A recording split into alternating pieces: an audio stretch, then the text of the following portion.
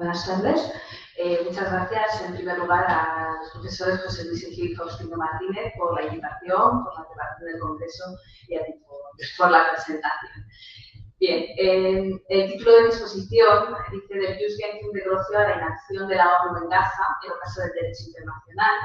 Y atendiendo al título de la mesa, voy a centrarme precisamente en el estado actual de las Naciones Unidas respecto a Palestina, utilizando a Grocio como clave de lectura de contraste.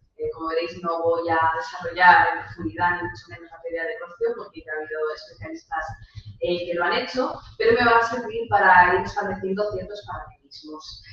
Metodológicamente quería hacer un aviso porque parte de mi inspiración son los filósofos del derecho o los juristas deconstruccionistas contemporáneos, como por ejemplo Martin Kosciuszko, que ha dedicado gran atención pues, a la escuela de Salamanca, que también es objeto de discusión, pues al propio proceso. Es un artículo que me ha servido, como digo, de inspiración, que si os interesa se titula Imagining the Rule of Law, Rereading the Grotian Tradition, donde comienza en una de sus partes mencionando cómo el antiguo secretario de la ONU, Boutros Ghali, dijo de la etapa de la posguerra fría de los años 90 que era un momento grociano, en un sentido optimista y positivo, ¿no? Como de calma de las relaciones internacionales.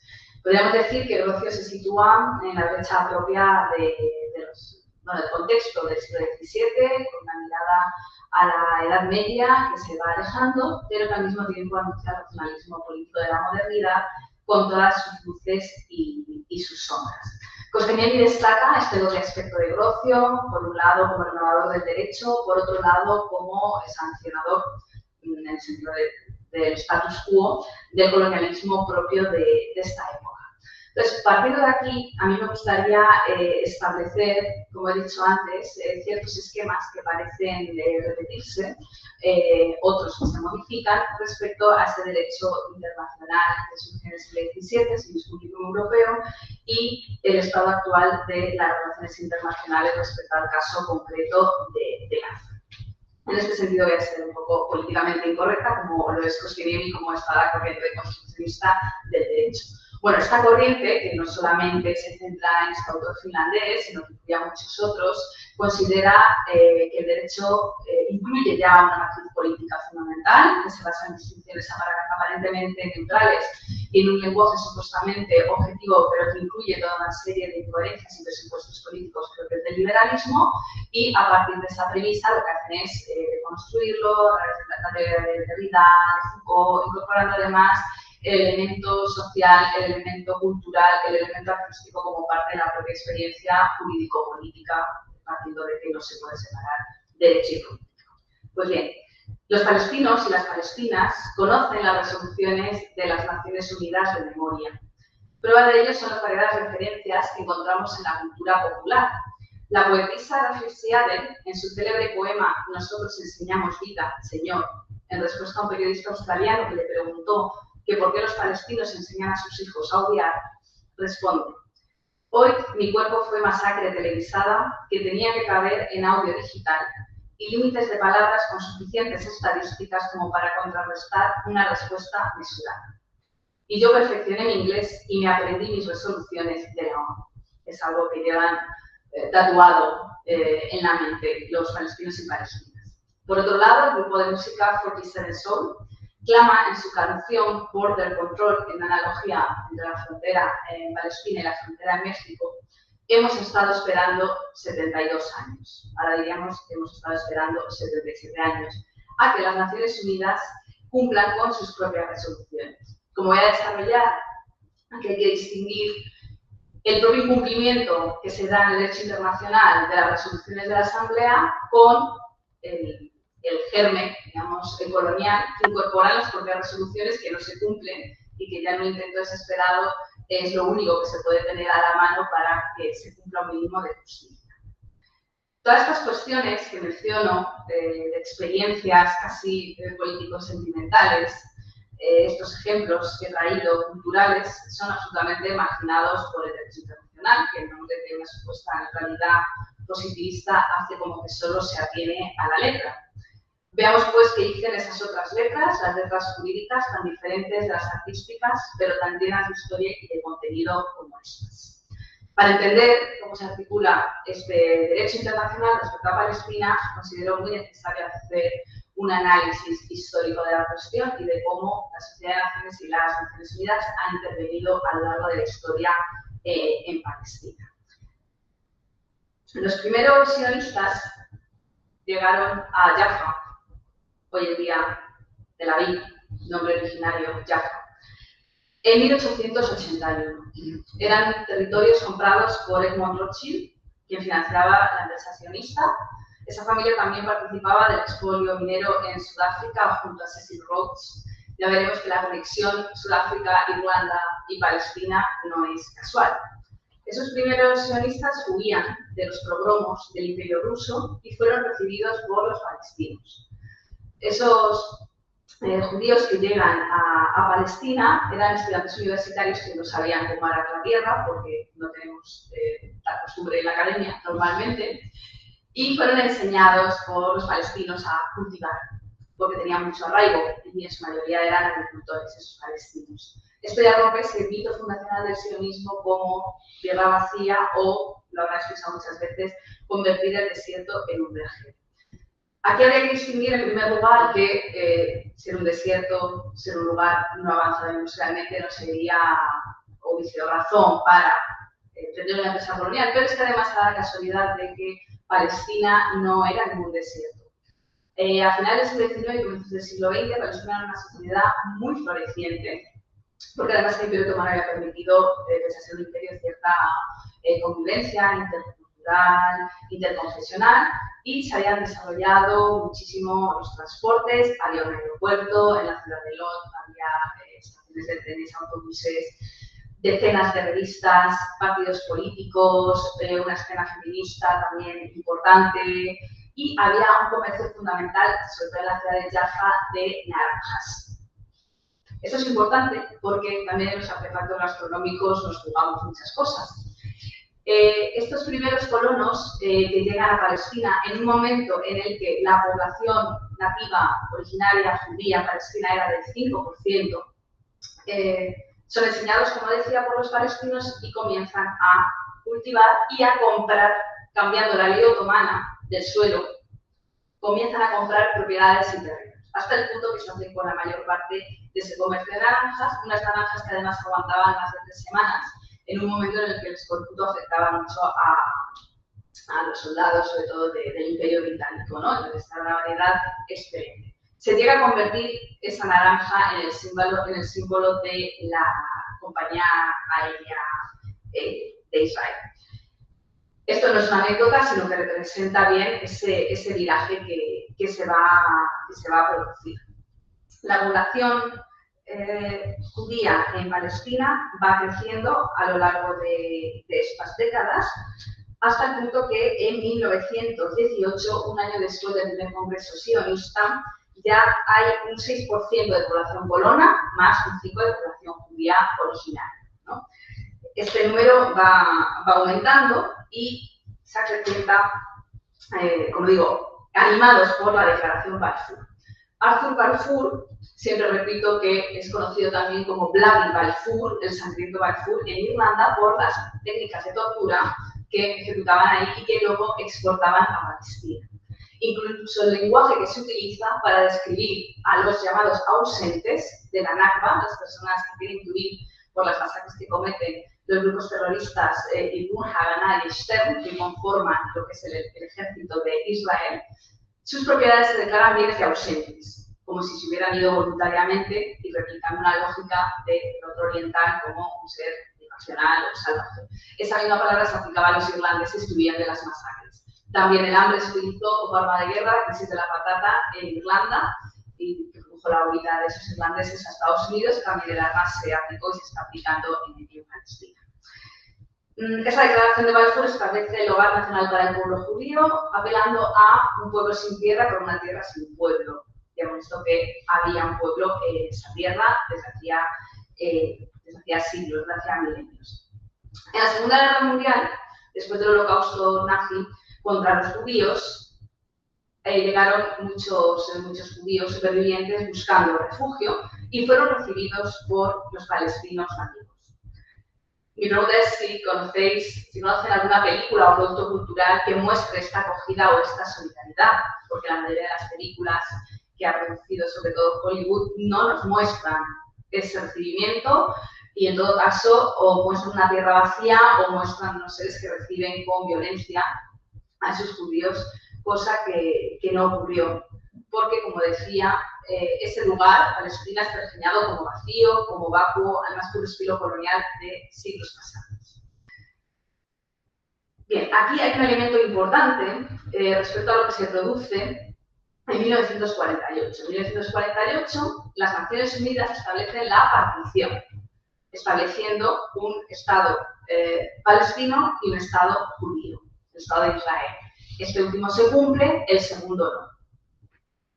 Además de eso, antes incluso, poco antes de la propia declaración, ya se empiezan a cometer una serie de matanzas a través de, perpetradas por estos grupos terroristas sionistas que he mencionado. Anteriormente a la creación del Estado de Israel, los palestinos mostraron su descontento viendo que la situación cada vez era más compleja y que aumentaba el número de colonos. Y esto me parece importante porque normalmente las imágenes o los relatos que nos llegan son ajenos al derecho e incluso a la política, en el sentido de que parece que la única manera de oponerse a la ocupación y al genocidio hubiera sido de repente la violencia. Sin embargo, no es así. Los palestinos, desde que comenzaron a ver que esa llegada se iba a transformar en algo más, iniciaron toda una serie de iniciativas para intentar contrarrestar los efectos de la ocupación. En 1936 se convoca una huelga general, que acabó con 5.000 asesinatos. Esa revuelta duró alrededor de una guerra civil española, de hecho, acaba en 1939 y se produce en el contexto del panarabismo, del nacionalismo árabe. Se llega a desarrollar, o se llega a mostrar, tampoco fue muy institucional, pero como muestra del sentir popular de la época, una bandera palestina que incluía en el rectángulo la cruz cristiana y la media luna juntas. Porque, como ya sabéis, los palestinos incluyen tanta población cristiana como musulmana. La revuelta del 39 acaba con el tipo de promesas que suelen hacer los gobiernos británicos en Palestina, esto es fallidas. El supuesto libro blanco, que incluía el compromiso de celebrar un referéndum de autodeterminación en un plazo de 10 años, pues queda en papel mojado. Sin embargo, los ingleses aún estaban intentando compensar un poco ambas partes, aunque desigualmente, y cuando se vio que parecía que iban a tener cierta consideración hacia los palestinos, en 1946, el IBUN, uno de estos grupos terroristas, perpetró el atentado en el Hotel Rey David, que era la sede de la administración británica, en el que murieron 91 personas. Varios meses después, Gran Bretaña deja el mandato y delega a las Naciones Unidas el control de Palestina, sin que se sepa que ha sido de ese libro blanco. Como digo, ya llegamos a 1947 y la Asamblea de la ONU somete a votación la resolución 181. Esta resolución establece la división. Gran Bretaña se abstuvo y los países árabes, como relata Teresa Aranguren, la que me estoy inspirando en nuestro orden cronológico, arguyeron que el artículo 1 de la Carta de la ONU establecía el derecho de autodeterminación y que por tanto no se estaba cumpliendo con esa partición. Partición que además no era a la mitad, sino que daba al Estado judío el 57% del territorio, para lo que era ya un tercio de la población, y el 43% a los palestinos. A pesar de esta ventaja, los judíos eran conscientes de su minoría demográfica. Digo judíos porque aún no se crea el Estado de Israel. Los judíos que estaban en ese momento allí eran conscientes de su minoría demográfica. Era necesario un paso más, vaciar Palestina. Y eso se llevó a cabo por los grupos terroristas mencionados a través del plan Dalet, un plan descrito como plan de transferencia, que institucionalizó, según el propio Benny Morris, que es un autor sionista, un poco crítico, pero sionista, institucionalizó la limpieza étnica. El detalle de esa limpieza étnica que se produce en el 47 y sobre todo a partir del 48 fue explicado en la tesis doctoral por Teddy Katz, una tesis doctoral prohibida por Israel, y que escribió un estudiante israelí, que fue juzgado hasta destruir su vida académica. Además del vaciamiento Y, perdón, os quiero enseñar. Además del vaciamiento, del asesinato y de las persecuciones, se produce un urbicidio. Es decir, se borran todos los nombres de las ciudades, como el de Jaffa deja de ser Jaffa, y así con todas las ciudades que había en Palestina, se borran los nombres de las calles, se tapona absolutamente todo, es decir, se borra todo el pasado palestino que existía, y sobre las cosas comunes de esas casas, de esas familias, se construyen los apartamentos, las piscinas, los campos de golf, los resorts, es decir, todo aquello que ahora nos hace llevarnos las manos a la cabeza, pues ya ocurrió en 1948. Este denominado urbicidio también implica el destrozo de las plantas autóctonas y la plantación de flora europea, sobre todo de pinos, porque estaban acostumbrados en Europa a ver las escenas bíblicas representadas pictóricamente con un paisaje de pinos, en vez de con un paisaje mediterráneo desértico, que supongo que es el que hay en Palestina, si se desperta en esa cuestión. Porque para que los colonos se sintieran familiarizados con ese paisaje, se produce la plantación de pinos, lo que explica que incluso a día de hoy haya muchísimos incendios en la zona. Estaba cogiendo este libro porque aquí podéis encontrar en este libro de Teresa Lanuren una descripción del listado de las localidades destruidas durante la Nakba, esta tragedia nacional palestina, en la que 800.000 palestinos y palestinas fueron expulsadas de sus casas. 800.000 personas que aún conservan la llave de sus hogares. Aquí veis en estas páginas la lista entera de los pueblos y localidades totalmente destruidas. Insisto, sobre estas ruinas están construidas muchas localidades del actual Estado de Israel. Aquí ya será una pregunta fundamental para el derecho internacional. ¿Por qué lo que ocurre hoy nos parece dramático? ¿Por qué algunas personas reclaman o claman insistentemente la vuelta a las fronteras del 67 y, sin embargo, esta limpieza étnica es asumida y aceptada? ¿Por qué los palestinos del 67 tendrían derecho a volver a sus casas y, sin embargo, los palestinos del 48 no? ¿Por qué un genocidio es aceptable y por qué otro no? ¿Por qué la generación del 48 debe estar sometida a lo propio y otros no? ¿O por qué ninguno no?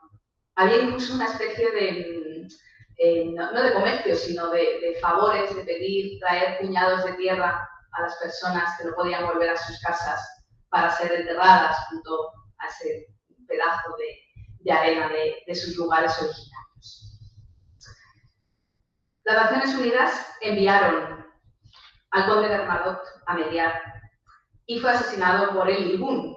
Sin embargo, es importante el papel de este conde sueco, si mal no recuerdo, porque pone las bases para una resolución fundamental de la ONU, la 194, que establece el derecho de todos los refugiados palestinos a regresar a sus hogares y a ser indemnizados por los bienes perdidos. Es una de las resoluciones que llevan presente en la mente. También se crea la UNRWA, este organismo, que es el que provee ayuda asistencial. Cabría discutir hasta qué punto el carácter humanitario tenga que ser lo que defina la política de supervivencia de un pueblo y no su propia autonomía política, pero sí es una labor encomiable.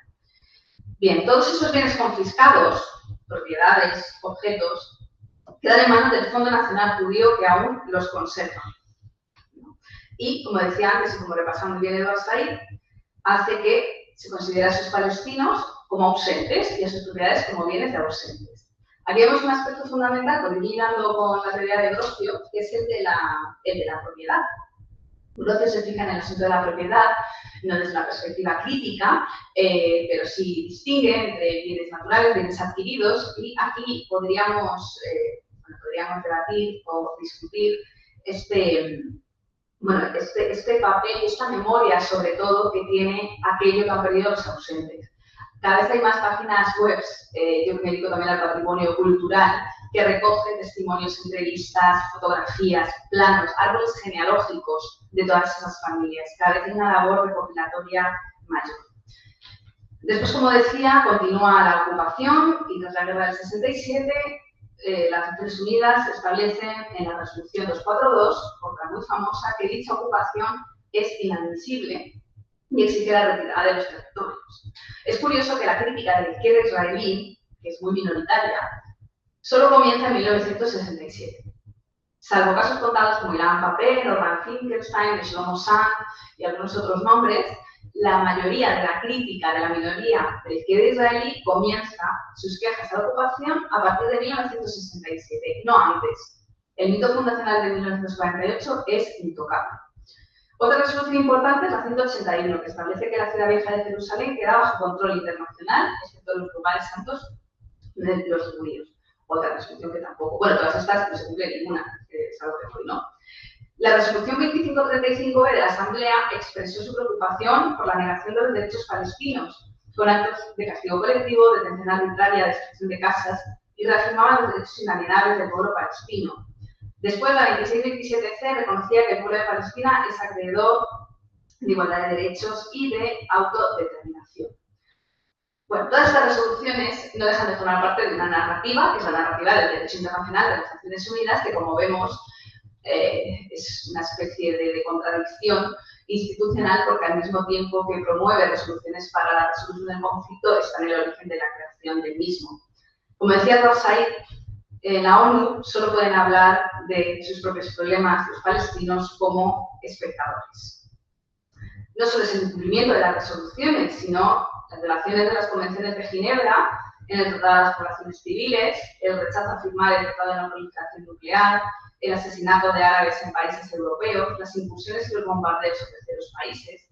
¿Qué país del mundo puede gozar de tal impunidad como para bombardear en solo 4 días Palestina, Líbano, Siria, Qatar y Yemen? ¿Cómo murió Yasser Arafat?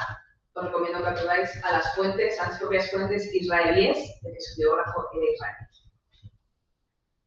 En el 2018 se dieron además unas marchas, por eso vuelvo al principio, los intentos de los palestinos y las palestinas por encontrar una solución pacífica y amistosa. Se produjeron en 2018 las marchas del retorno. Durante un año, cada viernes, los palestinos de Gaza y territorio ocupado, porque no hace falta que un territorio tenga presencia de tropas, sino simplemente por el hecho de estar rodeado, encerrado y que se prohíba todo tipo de entrada o salida, ya es ocupación. Como decía, durante un año cada viernes los palestinos de Gaza se manifestaban pacíficamente, cantando, quemando algún neumático, etc.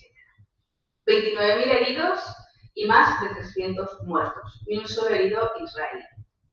Aquí se da además la situación de que en un principio, esto está relatado en un documental, la orden era de disparar, pero sin llegar a matar, es decir, que quedaran mutilados.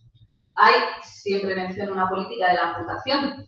El tan laureado Isaac Rabin, premio Nobel de la Paz, bueno, eso no es garantía de nada, en mis alumnos les recomiendo que sea el Nobel, pero no de la Paz.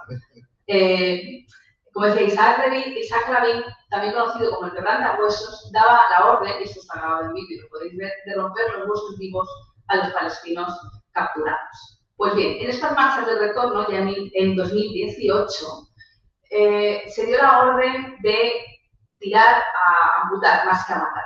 Sin embargo, como muchos disparos llegaban al estómago, pues morían igualmente. Entonces se dio la orden de disparar por debajo de la rodilla para garantizar que esa amputación tuviera lugar y que quedara toda una generación, como de hecho ya está ocurriendo durante este genocidio más actual, el mayor número de amputados en conflictos bélicos. Tampoco nos podemos olvidar de Cisjordania. Hasta los medios israelíes calificaron de pogromo los ataques terroristas de colonos judíos contra palestinos de Huwara, Morín, Satra y otras localidades de Cisjordania en estas últimas décadas. Antes del 7 de octubre, antes del ataque de Hamas, en julio de 2025 se produjo la mayor confiscación de propiedades en Cisjordania desde hacía 3 décadas, en Cisjordania donde no gobierna Hamas. Todos los días se producen saqueos, quemas de olivos, acuchillamientos, ocupaciones de colonos israelíes a palestinos al grito de queremos la Nakba ya. El ojo del derecho occidental a veces no ve ni lo que tiene delante. Se ha establecido todo un debate acerca de si un genocidio es un genocidio o no. Según Francesca Albanese, el número de víctimas podría rondar las 360.000 personas asesinadas. Pero tiene que venir la ONU a confirmarlo. ¿Quién si no? ¿Cómo vamos a creer la voz de las propias víctimas que lo están sufriendo? Y si no utilizan la palabra genocidio, no lo es. Y si la usan, tampoco. Pero en un giro de tuerca espeluznante, el propio gobierno israelí ha tenido que gritarlo a los 4 vientos. Son los hijos de Amalek, dicen de los palestinos, queremos la Nakba, son animales humanos. Ahora sí creeremos lo que nuestros ojos ven y nuestro lobo se esfuerza en esquivar y serpentear. Serpentea la soga en el pin que muchos ministros israelíes llevan en la solapa desde hace unos días para pedir que se aplique la pena de muerte a los prisioneros palestinos. Más bien deberíamos decir secuestrados, sobre todo de aquellos bajo detención administrativa. ¿Eso qué es? Pues que te detienen sin cargos ni juicios. Un post en Facebook, una banderita en el estado de WhatsApp, basado en hechos reales. Hace poco se dio la bienvenida a los soldados que participaron en ataques, en violencia sexual contra hombres palestinos. El abuso sexual contra las palestinas, según las propias Naciones Unidas, está generalizado tanto en las cárceles como en los checkpoints. Hay centenares de menores de edad palestinos en las cárceles. Todos y cada uno de los prisioneros palestinos refieren torturas sistemáticas. El derecho hace que toma la realidad, que informa con sus normas de manera objetiva, pero ni siquiera responde a esa facticidad de los hechos que estamos describiendo. Edward Said tiene muchas anécdotas a este respecto. Era consultor y pidió realizar una exposición de fotos de palestinos en el vestíbulo de entrada de la Conferencia Internacional sobre la cuestión palestina en Ginebra. Aceptaron, pero sin leyendas y sin explicaciones. A esto responde Al-Qurt, que es otro autor que os quería recomendar, Mohamed Al-Qurt, su libro Víctimas Perfectas. Nos convertimos en sus objetos, seleccionados en exposiciones descontextualizadas.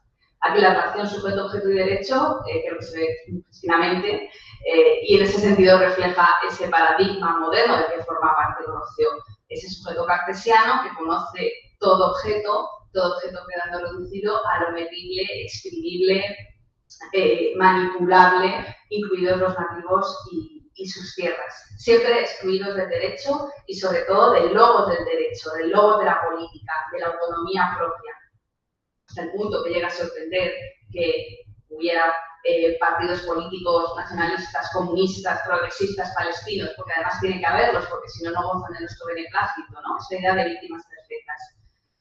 Al-Qurt dice, es la deshumanización de los palestinos Nakba a Nakba, lo que nos ha traído hasta aquí. La demonización de los palestinos intifada a intifada y sobre todo la demonización de los hombres palestinos. Esto es muy interesante porque cuando decimos la mayoría de las víctimas, el 70% son mujeres y niños, y yo como feminista es algo que repito para mostrar esa simetría, esa vulnerabilidad, eso es muy importante, pero tiene sentido en el marco de una guerra. En el marco de un genocidio, los hombres palestinos están clamando su derecho a la humanidad y no la idea de que, bueno, el otro 30% por el hecho de ser hombres, ser árabes y palestinos merecen su destino. Continúo la cita, dice, esto es lo que nos ha llevado a situar nuestra humanidad en la infancia, un estado que se supone apartado de la política. De la política, o hecho, de la explicación, esa explicación que le negaron a Edward Said. Said también tiene otra anécdota con Benjamin Netanyahu. Cuando Netanyahu era embajador de Israel ante las Naciones Unidas, se les pidió una entrevista conjunta, Netanyahu se negó y luego en la entrevista, cuando preguntan a Edward Said que por qué no se han sentado juntos, él dice, no sé, no he puesto ninguna pega, ¿no? Y le responde el entrevistador, es que Netanyahu decía que tenía miedo de que le mataran, de que Edward Said matara a Netanyahu. ¿Cómo explica esto, no? O sea, tenía que dar explicaciones Edward Said de algo que, por supuesto, no ni había pensado. Otra anécdota importante a este respecto es toda la discusión que se montó respecto a una imagen en la que Edward Said, en el Líbano, después de 23 años de ocupación israelí del Líbano, salía tirando una piedrecita a un puesto de control a varios centenares de metros, ¿no? Toda la academia norteamericana fue contra él, protestó, colocando de su lado la violencia y no del lado del ocupante. Por eso me parece importante preguntarnos por qué sujetos construye el derecho y a quién se dirige. En este sentido, como os decía, apelo mucho a la deconstrucción, ¿no? A desmontar los goznes de la autoridad epistémica que hasta ahora se ha permitido narrar con una única voz lo que ocurre en Palestina. Y una de esas voces ha sido el derecho internacional. En un marco que ha establecido las condiciones de posibilidad de la propia Nakba. Pese a ello, insistimos en la necesidad de que se cumpla, pero una visión crítica tendría que denunciar siquiera que se compre el marco que plantea ese derecho. Os leo otra cita de Mohamed Al-Qurt de su libro Víctimas Perfectas. Cuando ensalzamos a un hombre palestino, llenamos nuestros discursos de resoluciones de la ONU e informes sobre derechos humanos. La lengua del colonizador nos obliga a cualificar para el duelo antes de llorar su pérdida, a alabar los pecados, su geografía, religión, color, sexo y afiliaciones, a excluirlo de las filas del luchador y a luchar para exhibir su excepcionalidad. Obituarios como ese exigen coser las alas de ángel a la espalda del palestino. Es decir, siempre hay que demostrar, y todos, digamos, hacemos todo este tipo de operaciones, siempre hay que mostrar que hay académicos palestinos, que hay mujeres comunistas, que hay poetas, que evidentemente antisionismo no es antisemitismo, que los palestinos son semitas, que no aceptarlo forma parte del juego de negar que los palestinos existen, que es antisionismo, que no existen, que son árabes, que se vayan con sus hermanos árabes, cuando hay una identidad nacional palestina desde finales del siglo XIX. Bueno, todas estas retóricas para no encontrarnos con los cuerpos y las vidas, cada una excepcional, de palestinos que pueden ser diseñadores gráficos, poetas, profesores, pero que también son campesinos, personas normales y corrientes a los que se les exige ser de luz.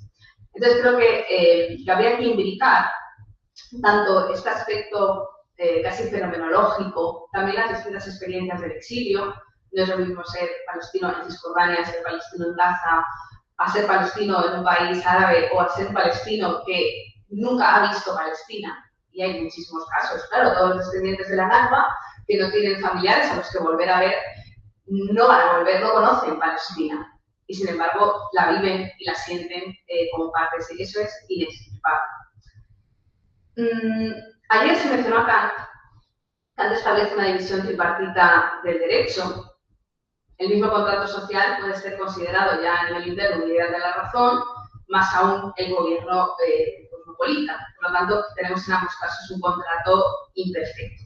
Ni el republicanismo estatal ni el internacional se pueden dar nunca por realizados. De modo que el propio Kant acepta que el derecho de gentes es lo único que puede haber en el reino contingente y perfecto de los hombres, pero ese derecho es al que hay que tener. Entonces, aquí surge la duda de, bueno, las Naciones Unidas son imperfectas, pero marcan un camino. Creo que habría que considerar hasta qué punto ese camino no debería ser mejorado, por lo menos.